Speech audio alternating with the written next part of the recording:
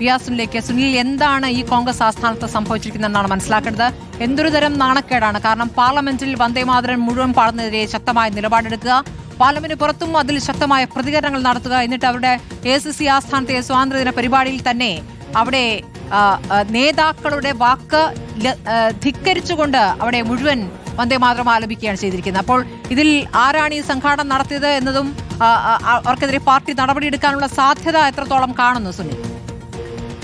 സ്മൃതി, തീർച്ചയായും ഇത് കോൺഗ്രസ് ദേശീയ തലത്തിൽ ഉയർത്തുന്ന രാഷ്ട്രീയത്തിന്റെ വിരുദ്ധമായ ഒരു പ്രകടനമാണ് ഏതായാലും ഇപ്പോൾ കോൺഗ്രസ് ആസ്ഥാനത്ത് കണ്ടത്. വന്ദേമാതരം മുഴുവനായി ആലപിക്കുക എന്നത് കോൺഗ്രസിന്റെ രാഷ്ട്രീയ നിലപാടല്ല. നേരത്തെ ഇതുമായി ബന്ധപ്പെട്ട ബില്ല് പാർലമെന്റിൽ വന്നപ്പോഴൊക്കെ ശക്തമായി എതിർത്ത പാർട്ടിയാണ് കോൺഗ്രസ്. ഇപ്പോഴും അതിനെ ശക്തമായി എതിർക്കുന്നതിനിടയിലാണ് ഇതാദ്യമായി വന്ദേമാതരം പൂർണ്ണ സ്റ്റാൻസ് അംഗീകരിച്ച് ദേശീയ തലത്തിൽ ഒരു സ്വാതന്ത്ര്യദിനം ആഘോഷിക്കുമ്പോൾ അതിൽ ചെങ്കോട്ടയിൽ വന്ദേമാതരം മുഴുവനായി പാടുന്ന ഒരു ഘട്ടത്തിൽ അതിന് തൊട്ട് പിന്നാലെ ഇപ്പോൾ കോൺഗ്രസ് ആസ്ഥാനത്ത് ഇതുപോലെ ഒരു സ്വാതന്ത്ര്യദിനാഘോഷ പരിപാടികൾക്കിടയിൽ വന്ദേമാതരം മുഴുവനായി ചൊല്ലുന്ന ഒരു സാഹചര്യം ഉണ്ടായത്.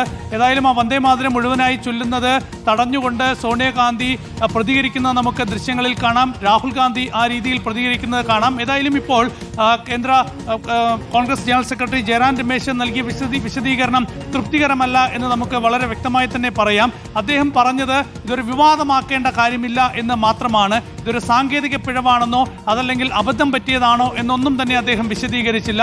കോൺഗ്രസിന്റെ ഇപ്പോഴത്തെയും നിലപാട് വന്ദേമാതരം ആദ്യത്തെ 2 സ്റ്റാൻസ് മാത്രം പാടിയാൽ മതി എന്നതാണ് എന്ന് പറഞ്ഞുകൊണ്ട് അദ്ദേഹം ഇത് വിവാദമാക്കേണ്ടതില്ല എന്ന് പറഞ്ഞൊഴിഞ്ഞു മാറുകയാണ് ചെയ്തത്. ഏതായാലും കോൺഗ്രസ് ഈ വിഷയത്തിൽ എന്ത് വിശദീകരണമാണ് ഇനി നൽകാൻ പോകുന്നത് എന്നതിൽ കൗതുകമുണ്ട്. വലിയ നാണക്കേട് രാഷ്ട്രീയമായി ഈ വിഷയത്തിൽ കോൺഗ്രസിന് ഉണ്ടായിരിക്കുകയാണ്.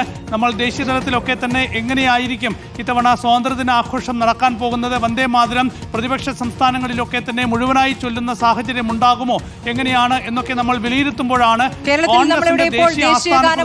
പാടിക്കൊണ്ട് കേരളത്തിൽ മാതൃകയാവുമ്പോഴാണ് ഇപ്പുറത്ത് ദേശീയ തലത്തിൽ തന്നെ ഇത്രയും നാണക്കേടുണ്ടായ സംഭവം ഉണ്ടായിരിക്കുന്നത്. BJP പരിഹാസവുമായി രംഗത്ത് വന്നു കഴിഞ്ഞിരിക്കുന്നു പിയാസുനിൽ. ഇപ്പോൾ പല നേതാക്കളെയും പ്രതികരണം വരികയാണ്. രാഹുൽ ഗാന്ധിയും സോണിയാഗാന്ധിയും വന്ദേമാതരത്തിന്റെ കാര്യത്തിൽ പറയുന്ന കാര്യങ്ങൾ പാർട്ടിയിലെ ഈ സേവാദൾ വളണ്ടിയർമാർക്ക് പോലും ബോധ്യമാകുന്നില്ല എന്ന പരിഹാസം ഇവിടെ കേരളത്തിൽ കെ സുരേന്ദ്രന്റെ ഭാഗത്ത് വന്നു കഴിഞ്ഞിരിക്കുന്നു.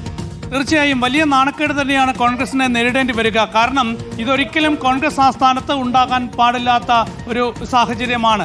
ഏതായാലും ഇപ്പോൾ കെ സുരേന്ദ്രനെ പോലുള്ള BJPയുടെ നേതാക്കളൊക്കെ തന്നെ പരിഹാസവാചകവുമായി രംഗത്ത് വരുമ്പോൾ അതിന് കോൺഗ്രസ് എങ്ങനെ മറുപടി പറയും എന്നത് നമ്മൾ കാത്തിരുന്ന് കാണണം.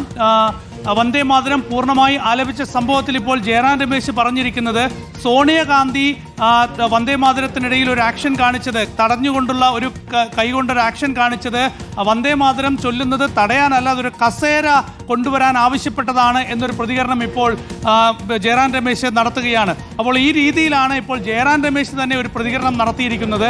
അതായത് വന്ദേമാതരം മുഴുവനായി ചൊല്ലുക എന്നത് കോൺഗ്രസിന്റെ ഒരു തീരുമാനം തന്നെയായിരുന്നു എന്ന നിലയിൽ കോൺഗ്രസ് ജനറൽ സെക്രട്ടറി ജയറാം രമേശിന്റെ പ്രതികരണം വരികയാണ്.